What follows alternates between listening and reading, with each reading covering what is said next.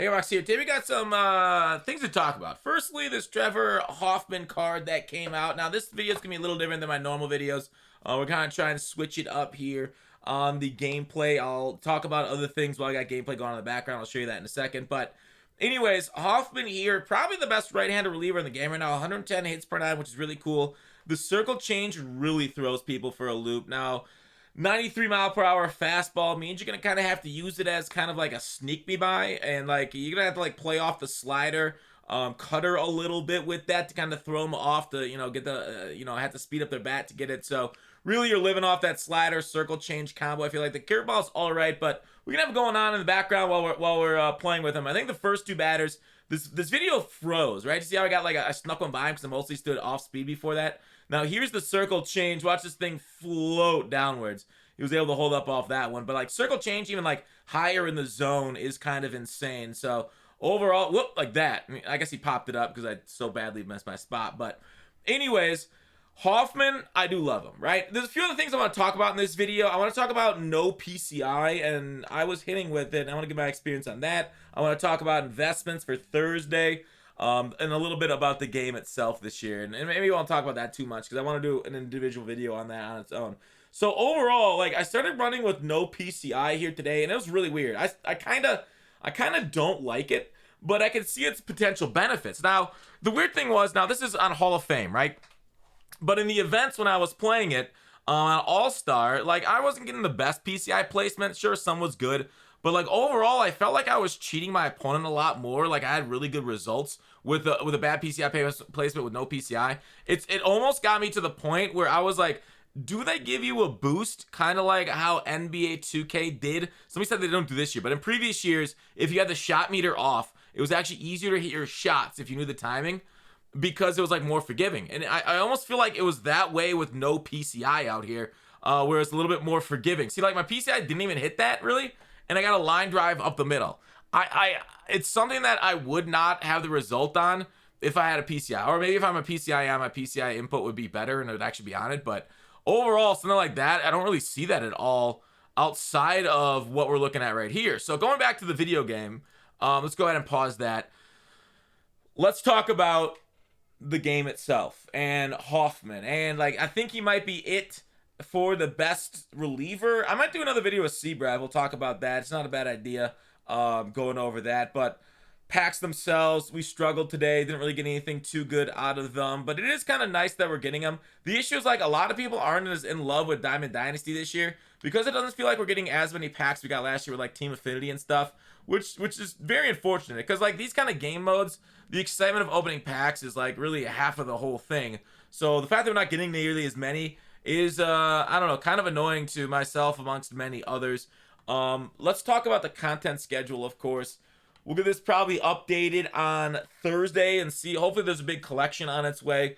But the roster update, it might be a little too late to do it, but if you guys got ideas for cards that you might want to invest in, definitely have their names jotted down and then buy them on Thursday if some of those guys didn't go up. That's the best buying opportunity. People selling off their failed investments just to get stubs for because they're like, all right, we're out, I'm done with this investment. It's a really good day. It's like basically taking an old lady's slots after she has put like $100 into it, nothing happened to it, for jump on that slot machine and then reap the benefits of it paying off. Something like that, if you want to talk about Vegas stuff and investments and being gambles. So another thing is the old saying, pigs get fed, hogs get slaughtered. If your card is up dramatically, like we saw this with Mr. Machado last time through, where Machado went up to like 60K or something like crazy the night before, and then he just went down to like 12K. So getting him at the, let me actually see. What did he go? Yeah, he went very high. I guess it was like, is that 40, 50? It's too bad that bug on Xbox is still here where I can't actually see how much he went up to. But he went very high. So it might be worth it selling off like Wednesday night, early day Thursday if his price spikes, just to take your profits, because it is nice. Obviously, if he goes over 90, you can maybe expect to see him a little bit higher on that list, because all the 90 overalls are up 53. I guess Burns is at 38K. He's a pitcher. I think fielders go for a little bit more, but not a bad idea overall to go ahead and take your profit when you have it. So regardless of what you're investing in, low, high cards, it is there potentially to make you a bit of coins. Like I know people are really sold on who's big? Verlander, I think people love. His upside is probably capped like Corbin Burns at 90 overall, 38K. So we'll see what that could turn on to. Who else? I like, and who knows? In a week from now, we get a new program, right? A week plus. So that might, I don't know. Do you think they're ever going to do a 90 plus live series one, or do you think they're going to wait till July again for that kind of pack? Because that would ruin people's investments without a doubt, at least the high 90s. Otherwise, 80s are still probably okay. But yeah, anyways, I don't want to talk too much about investments as people aren't that interested in it. But it is, I just want to kind of like let those things be known. As for like, let's talk about the rest of the game as this game's kind of going on in the background. Do I like the game this year? I think I've experienced burnout with 22 more than basically any other of the previous years, okay? Actually, I want to go to me pitching in this. I want to see Hoffman on the mound. There he is. Nice slider in the zone. Let's back it up a little bit. But anyways, oh, is this an accidental dot? No, that wasn't. The next one's the dot. I don't know what's going on. I think it has to do with a variety of factors, from like BS off PCI hits becoming home runs. That happened multiple times today with the no PCI in the event. It's just like when I see that happen, it frustrates me. I think more than anything, seeing inputs matter less than they did last year.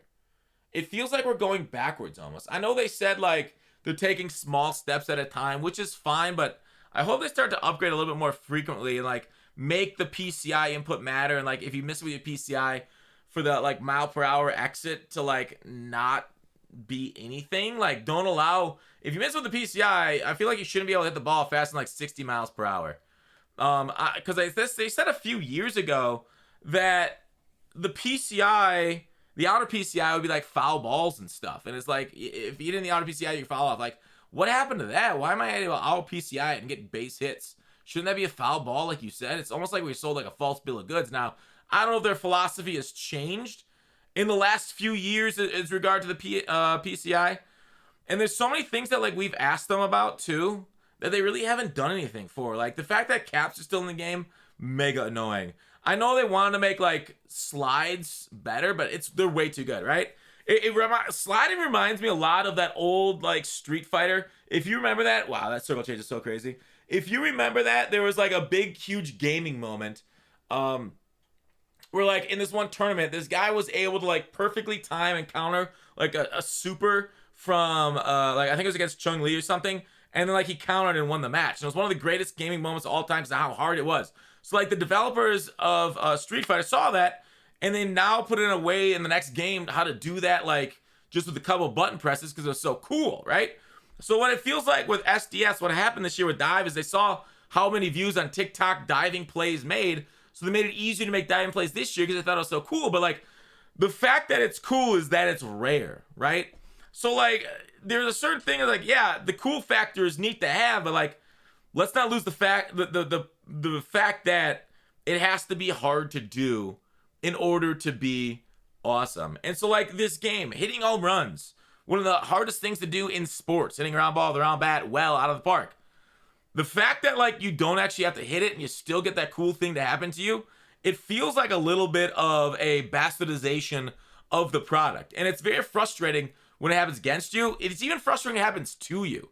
Like, you know, obviously in the moment, you're all for it. You want to cheat your opponent, you want to win the game, and that's just, you know, the competitive attitude. But like, when you look at it through like a neutral lens, it's just, who wants to watch that? Who wants to be involved in that? Like, I don't know. It's almost like, you know, how much people hate Random Bloom in Fortnite.